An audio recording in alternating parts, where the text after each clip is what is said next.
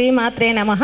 తెలంగాణ చేనేత ఐక్యవేదిక రాష్ట్ర అధ్యక్షులు గౌరవనీయులు పెద్దలు రాపోలు వీరమోహన్ గారికి, అదేవిధంగా సనాతన ధర్మ సారథి పెద్దలు శ్రీమూర్తులు వేదికను అలంకరించిన ప్రతి ఒక్కరికి పేరు పేరున నా హృదయపూర్వక నమస్కారాలు.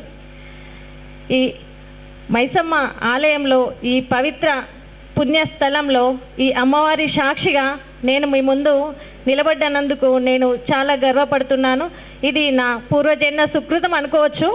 ఎందుకంటే నేను ఈ చేసిన కార్యక్రమము చాలా గొప్పది. దీనికి ముందు నేను ఈ సనాతన ధర్మానికి మండల దీక్షగా సార్ చెప్పినట్టుగా నేను ఎవ్రీడే 3:30కి లేచి 90 రోజులు ఎన్ని కష్టాలు వచ్చినా, ఎగ్జాంపుల్గా తీసుకుంటే మా అత్తయ్య గారు చనిపోయిన రోజు కూడా నేను ఆ బ్రహ్మముహూర్తం టైంలో కూర్చొని ఆ సంకల్పంతో నాకు వచ్చిన థాట్తోనే నేను 21 అడుగుల వెంకటేశ్వర స్వామిని నేను ఏర్పాటు చేశాను. ఈ ఏర్పాటు చేసే సందర్భంలో చాలా కష్టాలు, నా దగ్గర కనీసం 1000 రూపాయలు కూడా లేవు నేను స్టార్ట్ చేసే ముందు.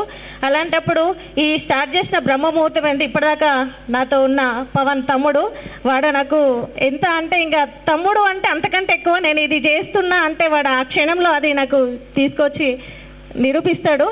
దానికి చాలా సహకారం. ఇప్పుడు మీరు మీ అందరి దగ్గర స్మార్ట్ ఫోన్ ఉంది కదండి, ఉమా సనాతన్ అని మీరు ఇన్స్టాలో చూస్తూ ఉంటే నేను చేసిన ప్రతి ప్రోగ్రామ్ అందులో వస్తుంది.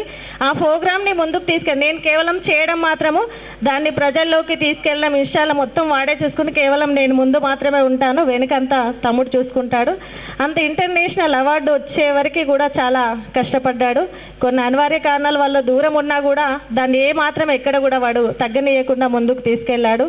అదేవిధంగా నాకు ఇంకో అక్క తోడుగా కూడా నిలిచింది. ఎవరితో అయినా ఒక్కరితో ఏది సాధ్యం కాదండి, కేవలం మన అనుగ్రహం ఉంటుంది. అనుగ్రహంతో మనము ప్రతి ఒక్కరి సహకారాలు ఉంటేనే మనం ఏదైనా సాధించగలుగుతాము. ఆ ఒక్క గొప్పగా నేను ఒకటి గొప్పగా సాధించినా నేను అనుకోలేను, కాకపోతే దైవ నిర్ణయము.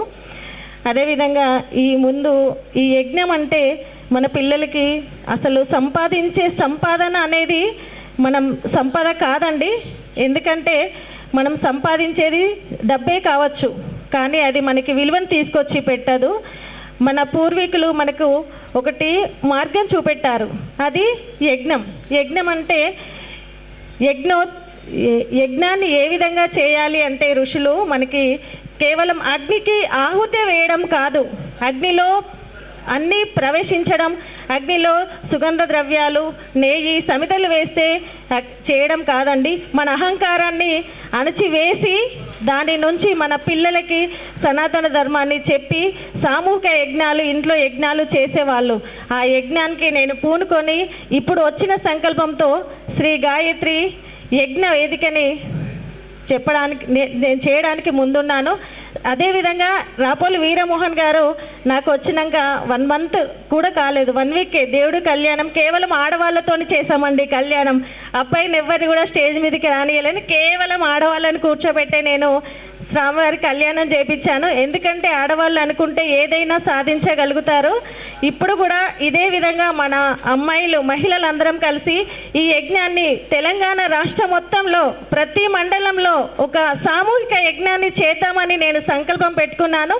ఆ సంకల్పము ఈ పవిత్రమైన పుణ్యక్షేత్రంలో అమ్మవారి సాక్షిగా నేను అనుకోకుండానే నాకు ఈ దారి వచ్చిందండి. ఇది నేను అనుకోలేను, కానీ ఈ అమ్మవారే తీసుకొచ్చి ఇక్కడ దాన్ని ముహూర్తం పెట్టించారేమో అని చెప్పేసి నాకు అనిపించింది.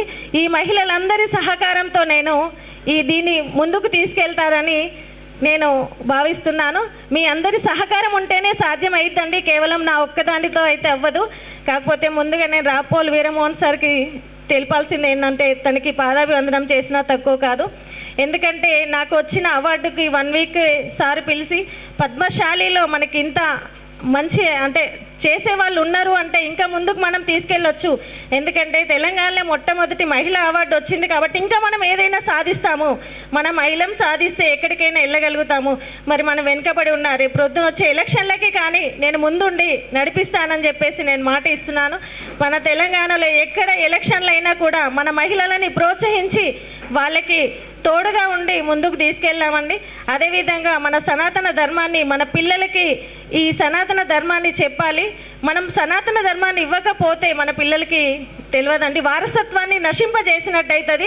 పిల్లలకి చదివి ఇవ్వచ్చు, డబ్బు ఇవ్వచ్చు, ఇల్లు కొనియచ్చు, కానీ మన సనాతన ధర్మాన్ని ఇవ్వకపోతే వారసత్వాన్ని ఇవ్వని వాళ్ళం అవుతానండి.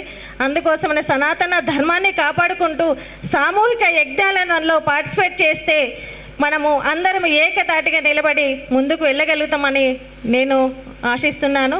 ఈ అవకాశం ఇచ్చిన రాపోలు వీరమోహన్ గారికి ధన్యవాదాలు చెప్పు. జై శ్రీమన్నారాయణ.